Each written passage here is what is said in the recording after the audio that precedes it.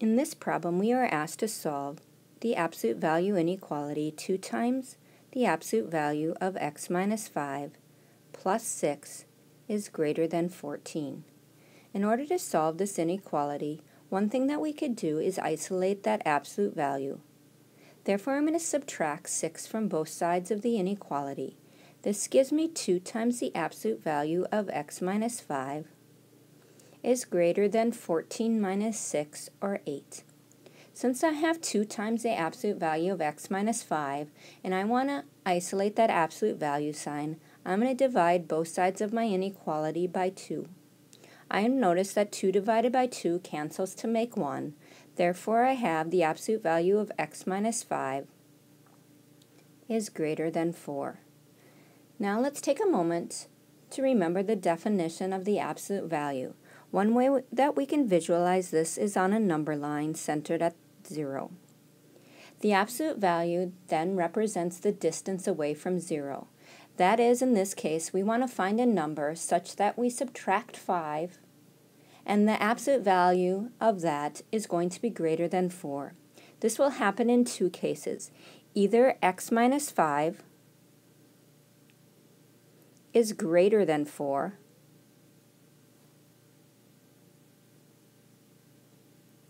or that quantity x minus 5 is going to be less than a negative 4. Now I have 2 linear inequalities, and I can solve for each one of them.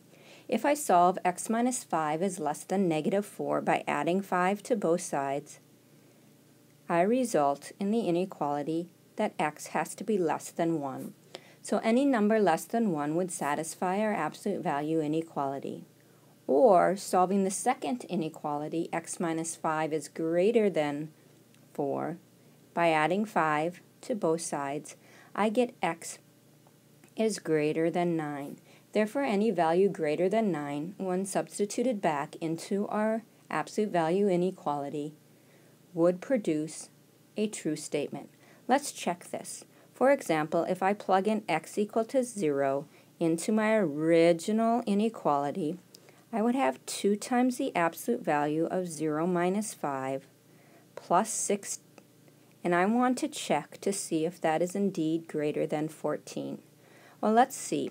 0 minus 5 is a negative 5, and the absolute value of a negative 5 is a positive 5. So I have 2 times 5 plus 6.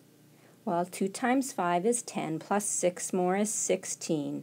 Therefore, I know that 16 is indeed greater than 14. Let's try a number that's greater than 9 to make sure that we have the correct solution.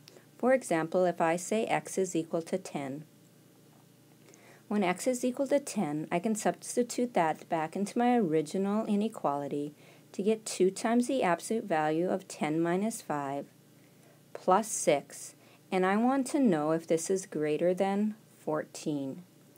10 minus 5 is 5, and the absolute value of 5 is also 5, so I have 2 times 5 plus 6. Now I can see that 2 times 5 is 10, plus 6 more is 16, and 16 is indeed greater than 14. Therefore, I know that I have a solution set of either x is less than 1 or x is greater than 9. If I wanted to write this in interval notation, I would write each one separately. For example, x is less than 1 can be written in interval notation as any number less than 1. Therefore, I would have negative infinity all the way up to but not including 1. Or x is greater than 9 would tell me that I would take all the numbers greater than 9. Since I'm not including 9, I'll draw the parentheses. So this would be 9 to infinity.